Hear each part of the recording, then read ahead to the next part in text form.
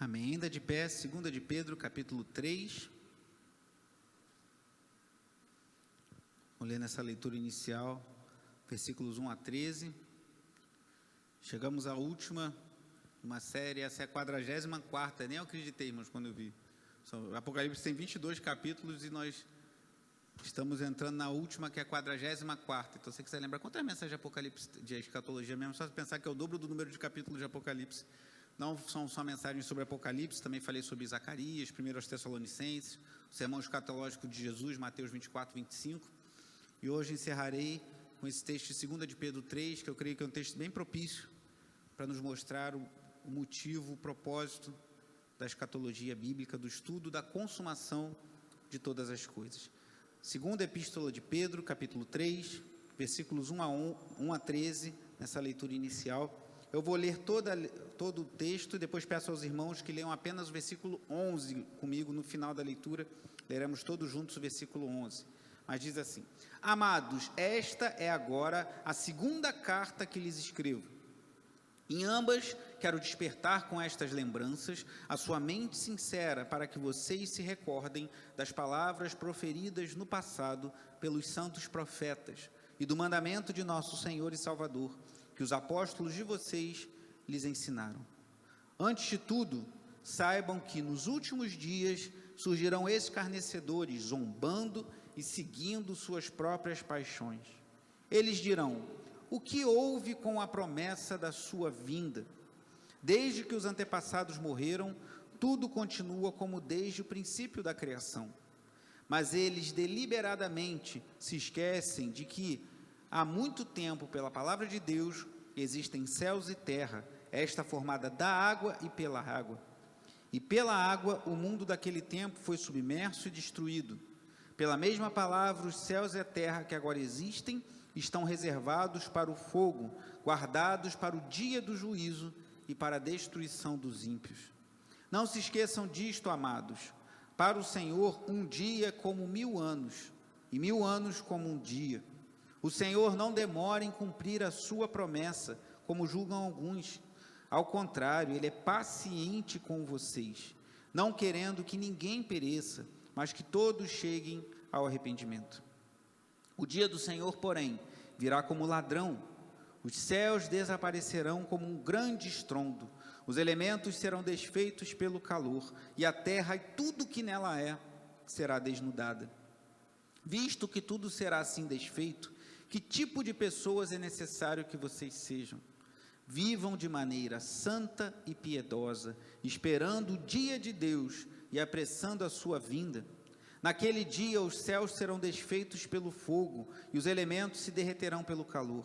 Todavia, de acordo com a sua promessa, esperamos novos céus e nova terra, onde habita a justiça. Versículo 11. Visto que tudo será assim desfeito, que tipo de pessoas é necessário que vocês sejam? Vivam de maneira santa e piedosa. Oremos. Pai amado e bendito, te louvamos, Senhor, porque a Tua palavra é toda perfeita e útil e apta para nos instruir. Fala aos nossos corações nessa manhã, anima o abatido, revigora aquele que está cansado, dá esperança, Senhor, aquele que talvez esteja tendo sua esperança sufocada pelas dificuldades, e ser exaltado e glorificado em tudo que faremos aqui essa manhã. Em nome de Jesus. Amém. Os irmãos podem sentar. Como falei, chegamos ao fim dessa jornada de quase um ano, nos debruçando sobre a escatologia, o estudo das últimas coisas. E eu achei muito propício concluir com essa conclusão da segunda epístola de Pedro, em que Pedro está combatendo os falsos ensinos, e aqui ele fala do dia do Senhor, da importância de nós vivermos com isso em mente. Às vezes, momentos de luto, de dificuldade, como passamos essa semana, nos dão uma chacoalhada. Eclesiastes 7:2 diz que é melhor ir à casa onde há luto do que onde há festa, porque os homens veem o seu fim e o aplicam a seu coração. Momento de festa, de alegria, a gente vive ali e não pensa muito nas coisas, mas quando a gente é confrontado com a perda de uma pessoa querida, isso mexe com a gente e a gente começa a refletir sobre o que tem valor, às vezes a gente pensa, eu brigo tanto por causa de besteira, eu me importo tanto com coisas que não têm valor. Ou talvez a gente reflita sobre aonde temos colocado a nossa esperança. Que às vezes colocamos muita esperança no casamento, na carreira, na alegria de ter os filhos, ou mesmo nas atividades da igreja, e não percebemos que a gente vai tendo pouca visão do futuro, e precisamos constantemente, irmãos, lembrar, não só de onde nós viemos, não só que nascemos em pecado, que somos pecadores e fomos lavados e remidos pelo sangue de Jesus, mas também lembrar para onde nós estamos indo, irmãos. Pois uma perspectiva clara do que nos aguarda no futuro, certamente afetará profundamente o modo como vivemos no dia que se chama hoje. E Pedro está tratando sobre isso, e por isso que eu achei muito interessante tratar essa mensagem, finalizando tudo que estamos trabalhando ao longo desse quase um ano, porque esse versículo 11 eu acho muito feliz, que ele diz, como lemos, visto que tudo será assim desfeito, em outras palavras, se tudo vai terminar desse jeito que nós vamos ver aqui essa manhã, que tipo de pessoas é necessário que vocês sejam? Vivam de maneira santa e piedosa. Eu dei essa mensagem, esse título, que tipo de pessoas é necessário que sejamos? Eu entendo a vida cristã como se a gente estivesse num carro. Se você é motorista, você vai entender bem, você está dirigindo, você tem um retrovisor e você de vez em quando tem que olhar para trás. Por vezes temos que olhar para coisas no passado, por vezes vamos olhar com tristeza, com alegria. Certamente temos que ter bem claro no nosso retrovisor algo que está muito lá no passado, muito antes de nós nascermos, que é a cruz de Cristo, o seu sacrifício. Mas a gente tem um para-brisas bem grande diante de nós, mostrando o que vem à frente, a nossa esperança está lá, o nosso destino eterno, a glória de Deus. E isso tem que afetar, irmãos, isso tem que mexer conosco, isso tem que nos fazer viver de modo diferente do que aqueles que não têm esperança. Eu li na abertura do culto 1 aos Tessalonicenses 4, em que não o apóstolo Pedro, mas o apóstolo Paulo, fala claramente que nós não devemos nos entristecer pela partida de pessoas queridas, da mesma maneira que se entristecem aqueles que não têm esperança. Como disse na abertura do culto, não quer dizer que não venhamos a nos entristecer, mas nós temos uma tristeza de alguém que tem esperança, que sabe que um dia reencontraremos aqueles nossos que partiram no Senhor, que sabe que um dia estaremos no lugar onde não haverá mais luto, a morte terá sido vencida definitivamente e estaremos para sempre com o Senhor. Mas eu quero pedir até a ajuda aqui da Júlia, para a gente dividir essa porção, esse capítulo final de 2 de Pedro, em partes aqui, nas quais nós vamos debruçar nessa reflexão dessa manhã. Primeiro, os escarnecedores e o fim. Depois, a certeza do fim e a vida a ser vivida até o fim. O apóstolo Pedro está tratando nesse capítulo sobre o fim de todas as coisas. E nós vamos abordar esses 3 pontos. Os escarnecedores e o fim, a certeza do fim e a vida a ser vivida até o fim. Primeiro ponto, o desprezo pela volta de Cristo, os escarnecedores e o fim, versículos 3 e 4, olha o que diz: antes de tudo saibam que nos últimos dias surgirão escarnecedores, zombando e seguindo suas próprias paixões. Eles dirão, o que houve com a promessa da sua vinda? Desde que os antepassados morreram, tudo continua como desde o início da criação.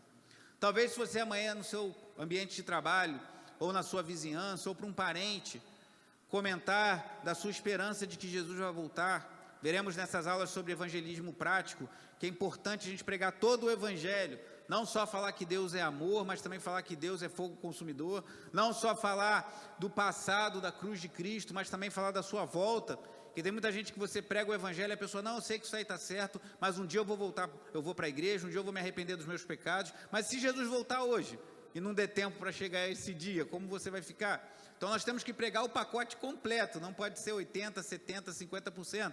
Então precisamos falar nisso. Mas se você talvez chegar amanhã para um colega de trabalho, para um amigo, para um vizinho, para um parente que não é cristão, e falar, não, minha esperança é que Jesus vai voltar.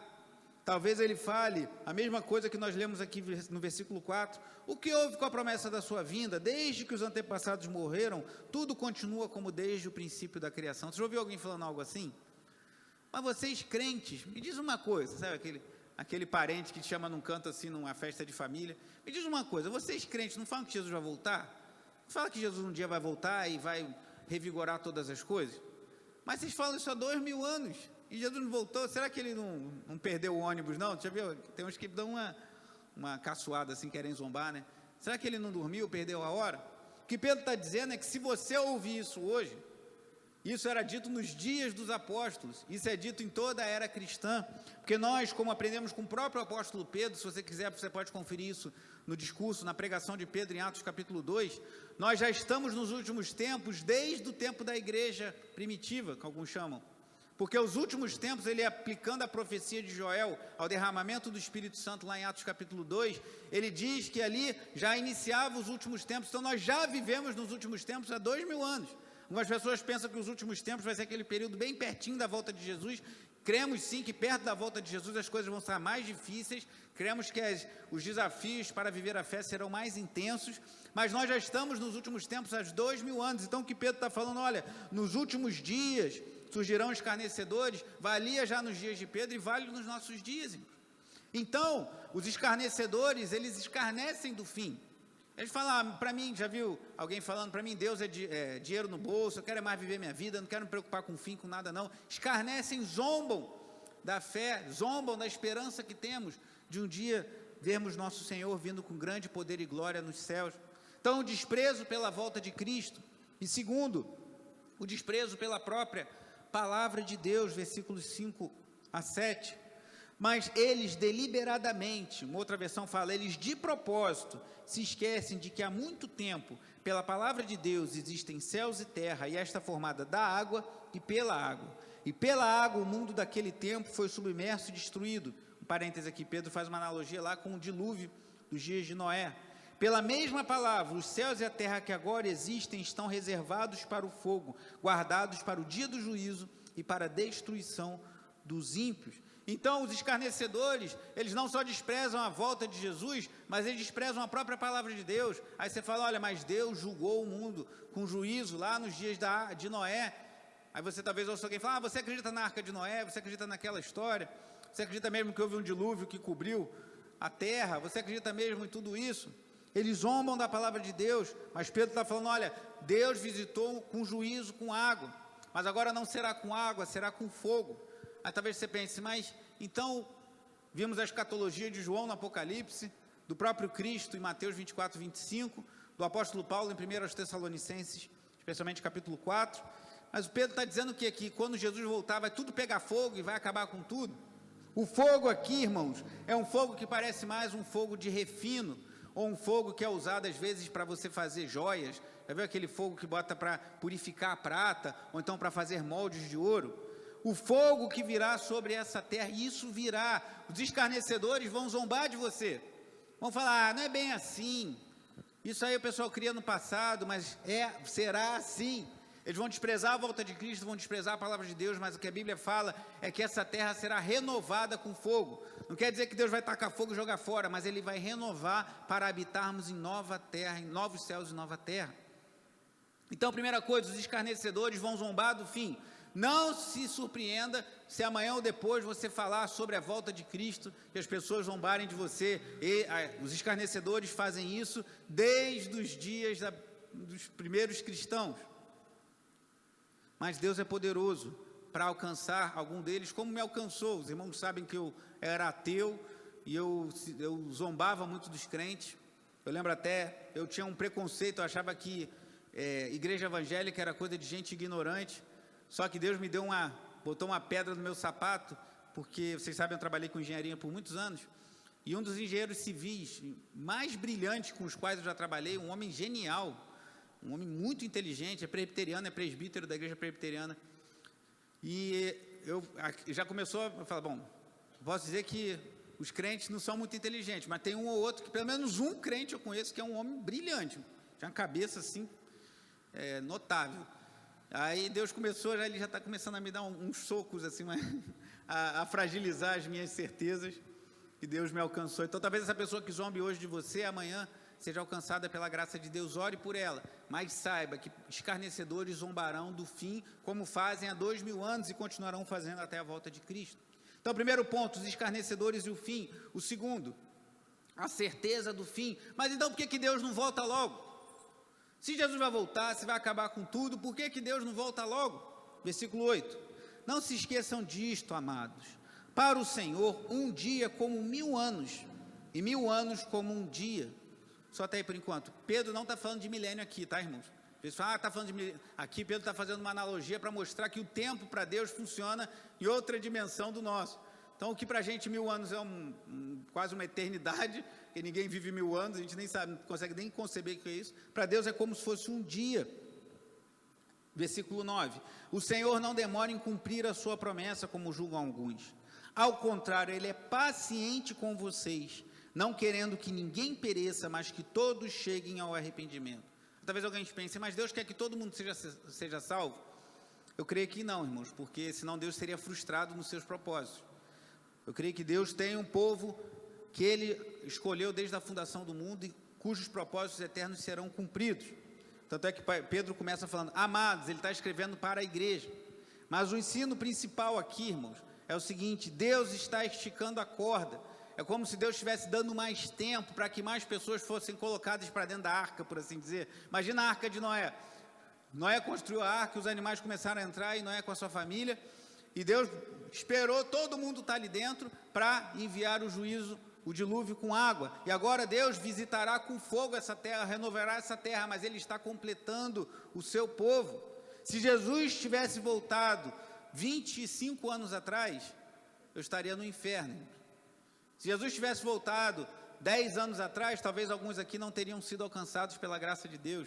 Se Jesus tivesse voltado 30 anos atrás, talvez alguns irmãos aqui não estivessem em novos céus, não estivessem na presença, não estivessem em novos céus e nova terra, mas estivessem no tormento do inferno. Então, por que está demorando tudo isso? Porque Deus está esticando a corda para que nós entremos. E se alguém te questionar, isso é até uma estratégia de evangelismo. Se você estiver evangelizando alguém falar, mas por que há 2000 anos está falando que Jesus vai voltar e Ele não volta? Aí você pode falar, por causa da paciência de Deus. Mas que diferença faz? A diferença faz é que se você morrer hoje, você vai para o inferno. Mas se você se arrepender e se voltar para Jesus, você ainda tem tempo de ir para o céu. E depois habitar em novos céus e nova terra. Então é uma estratégia de evangelismo. Está vendo? Deus é tão bom comigo, Deus é tão bom com você, que deu tempo de eu me render à mensagem do evangelho, está dando tempo para você também. Quando evangelizar, a gente fala de inferno, tá? A gente fica assim, não, gente, mas inferno, coisa. Jesus falou muito sobre o inferno. E tem muito crente hoje que só quer falar das flores, não, mas na igreja é tudo tão legal, a gente fica feliz, a gente tem amigos, não sei o quê, tudo isso é legal, tudo isso é verdade. Mas se o cara vier para a igreja porque é legal, e quiser curtir, a música é boa, e os amigos são interessantes, e eu gosto da cantina, tudo isso faz parte, é legal, mas se vier só por isso, ele vai para o inferno do mesmo jeito. A igreja não salva ninguém do inferno, nós somos salvos pela fé em Cristo Jesus. Então fale mesmo, abra os lábios, seja um evangelista. Mas você pode falar isso. Mas por que Jesus está demorando tanto para pessoas como você, coração duro, se renderem a Ele e não irem para o inferno?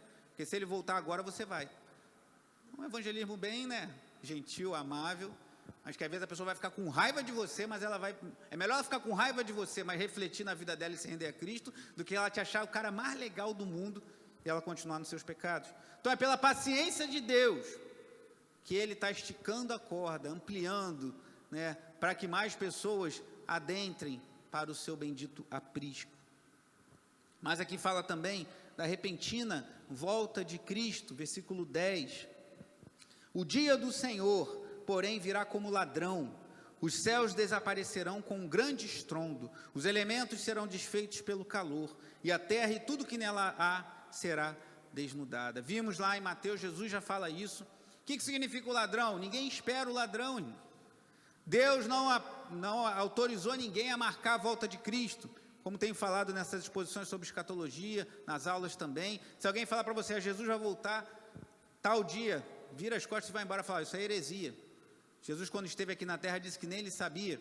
E algumas seitas, a gente vai ver isso nas nossas aulinhas, nas nossas aulas de escola dominical sobre seitas e heresias, chegaram a marcar. Teve um homem que marcou a vinda de Jesus no século XIX e Jesus não voltou, aí acho que ele marcou uma segunda data, aí esse homem teve hombridade de reconhecer que estava errado, aí eu errei, se arrependeu e tudo, mas os discípulos dele continuaram marcando, e aí marcaram em 1914 uma volta de Jesus. É como Jesus não voltou, porque a Bíblia fala que ele vai voltar com grande poder e glória, todo olho verá, não vai ser uma vinda secreta, não vai ser só para alguns, vai ser algo glorioso. Como isso não aconteceu, eles inventaram uma volta espiritual, não, na verdade Cristo voltou espiritualmente, está reinando.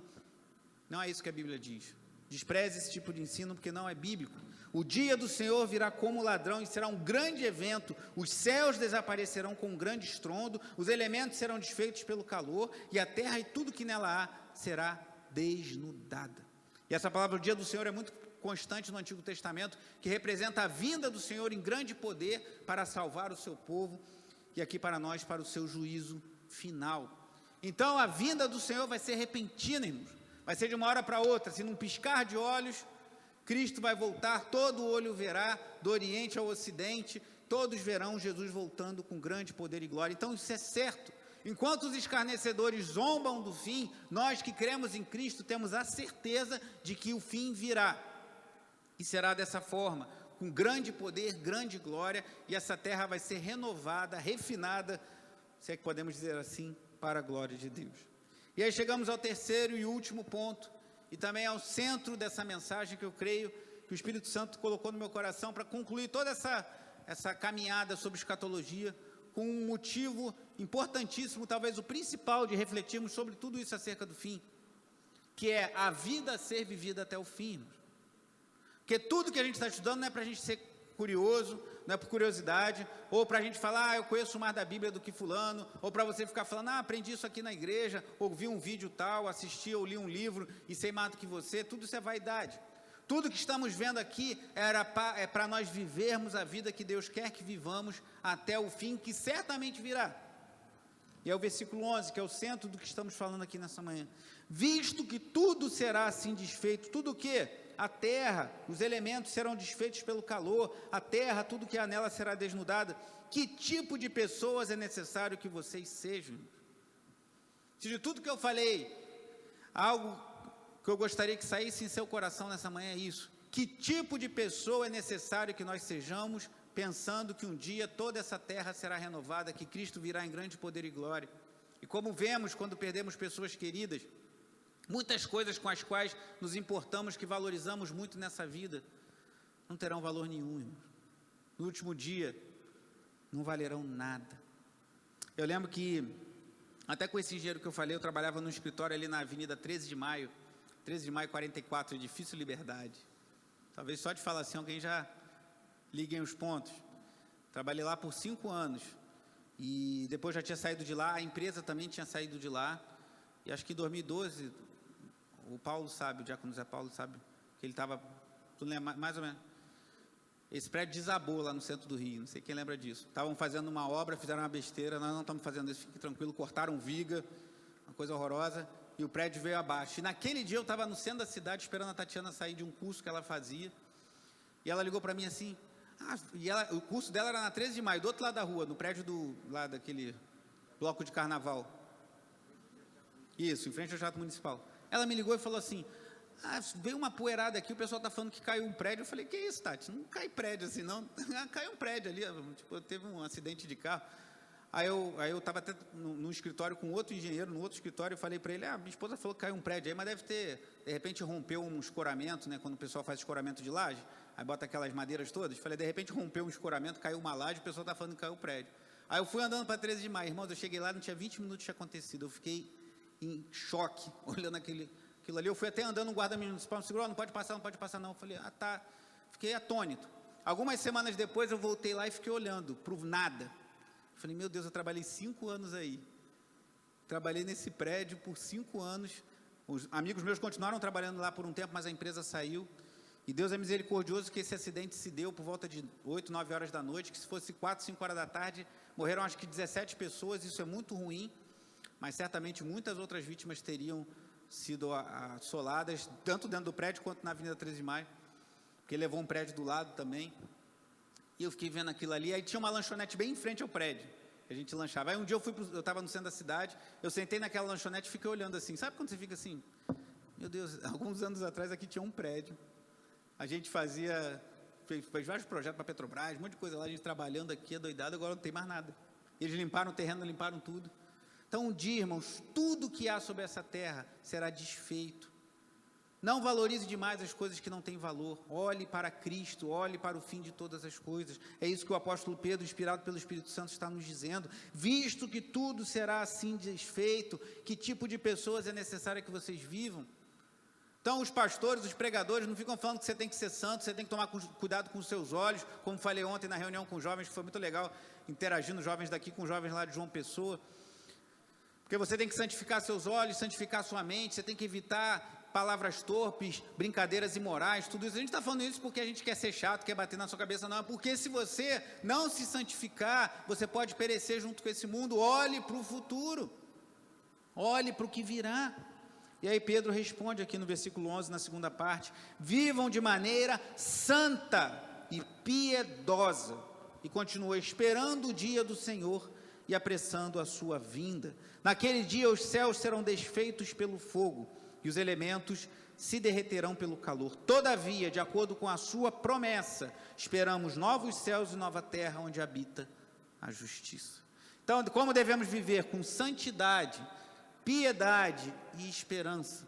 Se alguém te perguntar: você é muito careta, você não gosta de ficar bebendo no bar, você não gosta de ir para as noitadas, não, é porque eu quero viver uma vida santa, porque eu estou esperando novos céus e nova terra. E pirou de vez.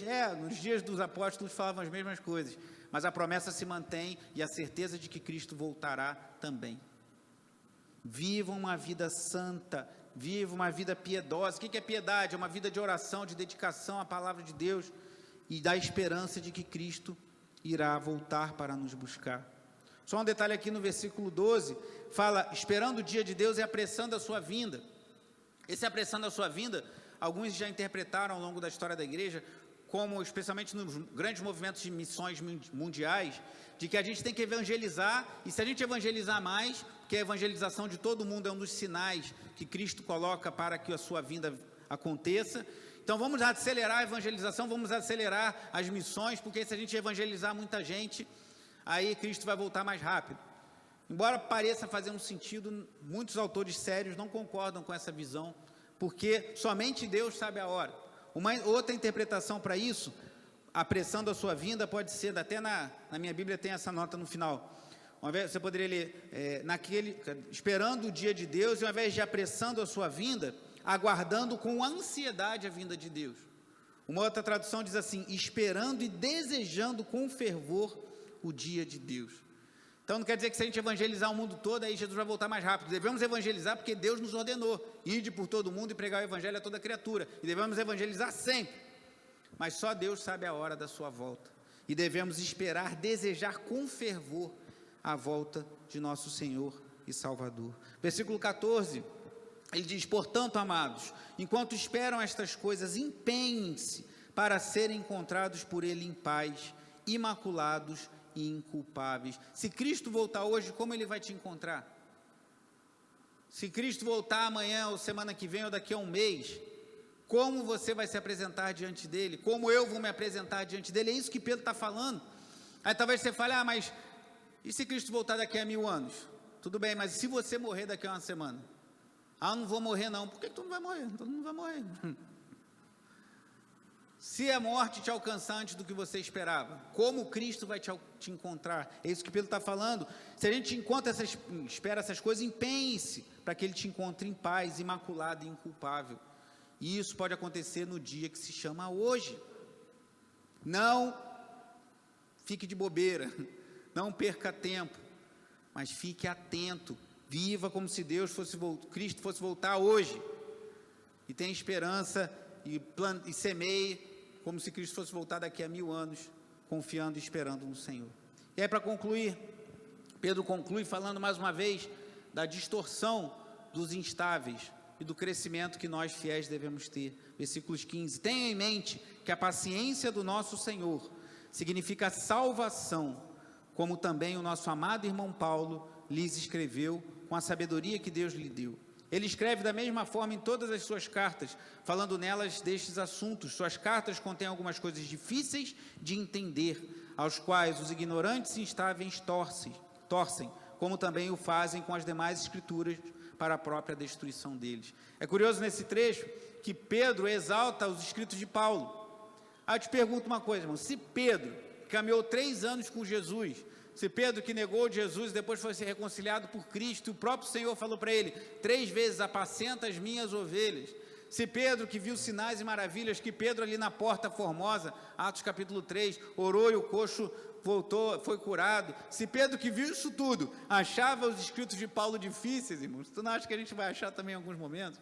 Ele fala, sabedoria que Deus lhe deu, falando desses assuntos, suas cartas contêm algumas coisas difíceis de entender. Se até Pedro, irmãos, achava que tinham coisas na Bíblia que eram difíceis de entender, você acha que a gente vai pegar e ler de qualquer jeito e vai sair entendendo tudo? Precisamos ter humildade, caminhar, nos matricular, como diz o reverendo Hernandes Dias Lopes, na escola do Espírito Santo, pedir a Deus que nos revele, que nos instrua, ter humildade para ouvir pessoas que já se debruçam na palavra há muito mais tempo do que a gente, ouvir a história da igreja, ouvir o que o Espírito Santo vem ministrando, não só a você no seu quarto fechado, mas o que o Espírito Santo vem ministrando à igreja ao longo de 2000 anos. É muita arrogância quando a gente fala, não, agora eu recebi a revelação, eu que sei, e despreza tudo que o Espírito vem ministrando a gerações e gerações de cristãos de vários lugares ao longo de 2000 anos. Então até Paulo reconhece que há coisas na Bíblia que são difíceis, até Pedro reconhece, e ele fala, os instáveis estão torcendo essas coisas, cuidado. Assim como nos dias de Pedro, de Paulo, homens falavam que Jesus estava demorando muito para voltar, e não tinha nem 50 anos, ou tinha 50, 60 anos, aqui tinha menos. E nos dias de hoje também nos dias de hoje, pessoas torcem as escrituras, cuidado com as pregações que você ouve. Eu vejo às vezes pessoas compartilhando uns vídeos, algumas coisas assim, que às vezes é até bonitinho, mas você vê ali que a pessoa não se deu conta que tem um ensino espírita no meio daquela frase. A pessoa não se deu conta que tem um negócio de nova era ali, ela está, é tão bonitinho. Preste atenção no que você ouve, preste atenção no que você lê, que você pode estar divulgando falsos ensinos. E os instáveis vão continuar fazendo isso até o fim. Mas e nós? Versículo 17 e 18, para concluir. Portanto, amados, sabendo disso, guardem-se para que não sejam levados pelo erro dos que não têm princípios morais, nem percam a sua firmeza e caiam. Cresçam, porém, na graça e no conhecimento de nosso Senhor e Salvador Jesus Cristo. A Ele seja a glória, agora e para sempre. Amém. Vamos crescer juntos, irmãos, na graça, o favor imerecido e no conhecimento. Conhecimento aqui em 2 de Pedro, ele às vezes aparece com a palavra gnosis, né? E às vezes com a palavra epignosis no grego, que significa um conhecimento relacional. Então, conhecimento aqui não é só você saber coisas acerca de Deus, mas você ter um relacionamento com Ele. Então, que vivamos uma vida piedosa. Que tudo que vimos aqui não seja somente para a gente ficar curioso e pensar, o fim vai ser assim, vai ser assado, vai ter milênio, não vai ter milênio, tudo isso tem o seu lugar. Mas que nós vivamos uma vida piedosa no dia que se chama hoje, uma vida justa que glorifique a Deus, que um dia o fim chegará. Pode ser que estejamos todos vivos ainda e Jesus voltar. Pode ser que todos nós passemos pela morte. Nós não sabemos, nem quando Jesus voltar, nem quando passaremos pela morte, se Ele não voltar antes. Mas, prepare-se. Uma vez, por meio do profeta Amós, Deus falou ao seu povo, prepare-se para encontrar com o Senhor teu Deus, porque o povo não estava andando em bons caminhos. Como estão os seus caminhos? Se Jesus voltar hoje, ou se, como disse o pastor Alessandro naquela mensagem que foi, parece que ele estava preparando-nos para esse momento. Se você fechar seus olhos hoje, aonde você abrirá? Se você fechar seus olhos nessa terra e partir, aonde você vai abrir seus olhos? Diante da face de Deus, como eu creio que Ele está agora. Oremos. Os irmãos vão preparar a ceia, podem vir à frente.